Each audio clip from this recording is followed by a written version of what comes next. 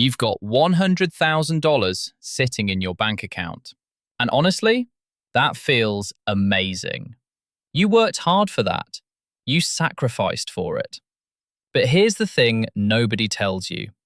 That feeling of safety, it might be the most dangerous thing that's ever happened to your finances. In the next 10 minutes, I'm going to show you exactly what to do with $100,000. And more importantly, what not to do. Because most Aussies who hit this milestone make the same 3 mistakes. And those mistakes don't just cost them money, they cost them years. Stay with me, because this changes everything. Picture this. You've just crossed $100,000 in savings. Maybe it took you 5 years, maybe 3. Maybe it was an inheritance. Doesn't matter. You're sitting there, account open, that number on your screen. And you think, okay, what now? Do I invest it? Do I buy property?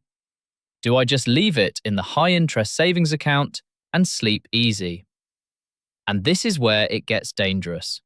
Because that moment of uncertainty, that pause, that's where most people make the move that quietly sets them back 5 to 10 years.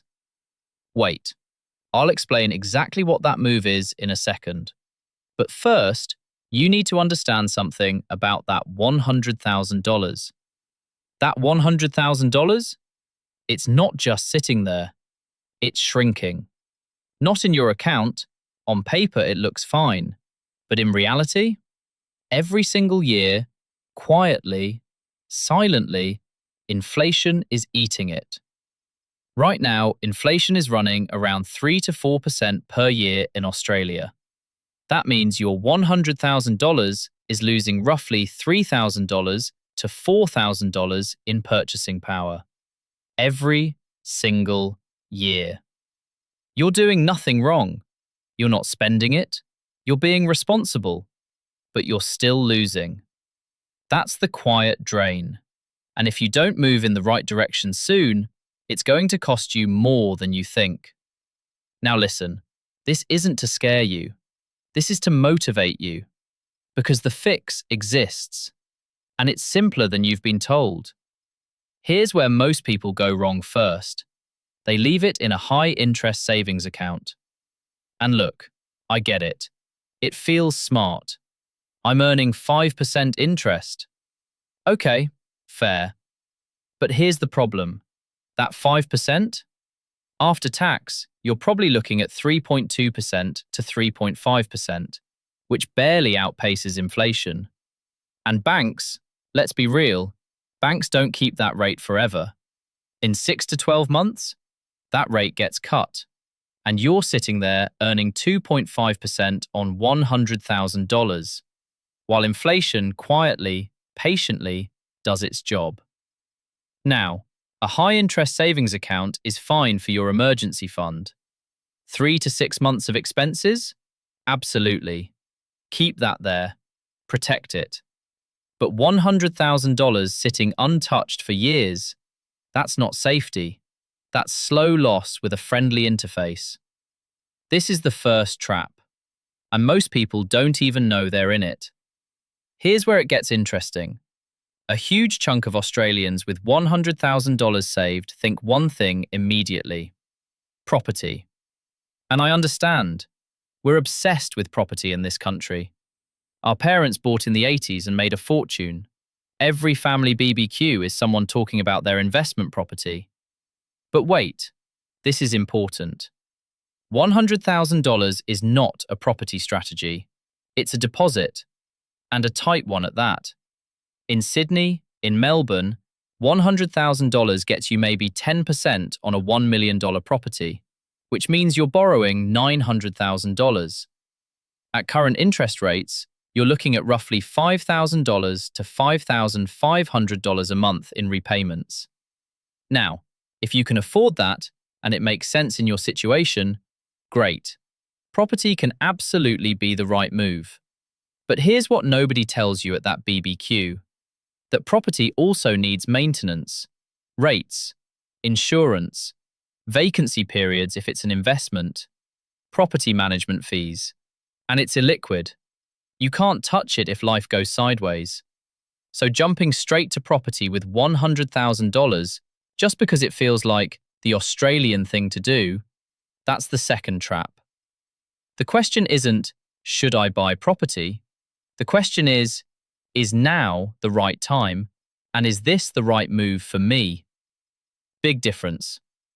Okay, so if the savings account is too passive and property isn't always the move, what do you actually do? Here's the framework I'd use. And honestly, this is simpler than you've been told. Step 1.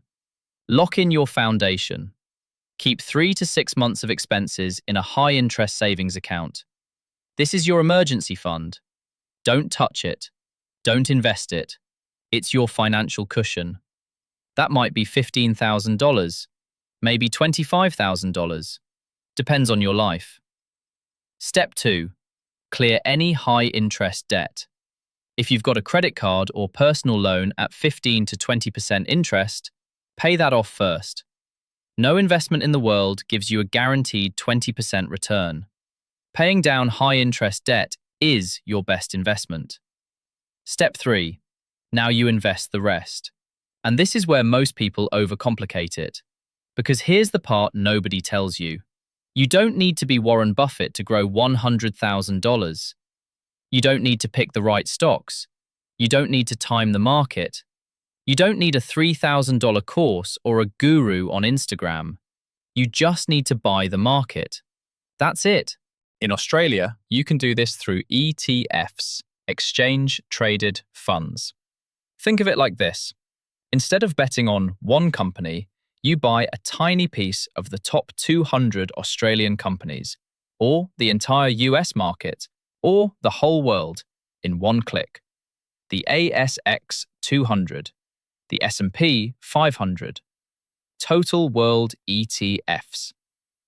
Historically, and look, past performance doesn't guarantee future results, but historically, the global share market has returned around 7 to 10% per year over the long term. On $75,000 invested, that's $5,000 to $7,500 a year in growth, compounding year after year. And here's the kicker. You don't have to do anything. No active management, no daily checking, no stress. You set it, you let it run. Now this changes everything when you understand the power of time here. Let me show you what $75,000 in the market looks like. At 8% annual return, which is conservative, year 1, $81,000. Year 5, $110,000. Year 10, $162,000. Year 20, $349,000. You didn't do anything after year 1. You just waited. That's the power of compound growth. And it only works if you start. And here's the painful part. Every year you wait, sitting in that savings account, every year you delay, you're not just missing out on returns, you're losing the compounding effect. Delaying by even 2 years can cost you tens of thousands of dollars by the time you retire. Honestly, this is where most people feel it. Not when they make the mistake, but 15 years later when they look at what could have been. Don't be that person. Okay, let's bring this together. You've got $100,000. Here's what I'd actually do. $20,000 to $25,000 to emergency fund, high interest savings. Done. Locked. Don't touch. Any high interest debt. Wipe it. Zero tolerance. The rest, $60,000 to $75,000. Invest in a diversified portfolio of low-cost ETFs. In Australia, look at platforms like Vanguard, BetaShares, or buying through a broker like CommSec or Stake. ETFs to explore. And look, this is not financial advice, do your own research, but commonly discussed ones include VAS, Vanguard Australian Shares, tracks the top 300 Aussie companies. VGS, Vanguard International Shares, the global market. DHHF, or VDHG, all-in-one diversified funds. One ETF, globally diversified, auto-rebalancing. If you want simplicity, DHHF or VDHG. Set it, forget it. And if property is your goal, continue saving, build your deposit buffer, and buy when the numbers actually work for you, not because of social pressure. Remember at the start, I said that feeling of safety might be the most dangerous thing that's ever happened to your finances. Now you see why. It's not that saving $100,000 is bad. It's incredible. You should be proud. But safety without strategy is just slow loss. The quiet drain is real. And now you know how to fight it. You know the traps. The savings account trap. The just buy property trap. And you know the path forward. Foundation first, debt gone. Invest the rest. Let time do the work. This isn't complicated. It never was. The industry just makes it feel that way so you stay confused and they stay relevant. You don't need them. You need a plan. And now you've got one. Okay, 2 seconds. I genuinely want to know. Where is your $100,000 right now? Savings account? Market? Property? Under the mattress? No judgment, honestly. Drop it in the comments. I read every single one. And if this helped you, if this clarified even one thing, hit the like button. It actually helps more people find this. And subscribe if you're serious about building wealth in Australia, because we go deep on this stuff every single week. See you in the next one.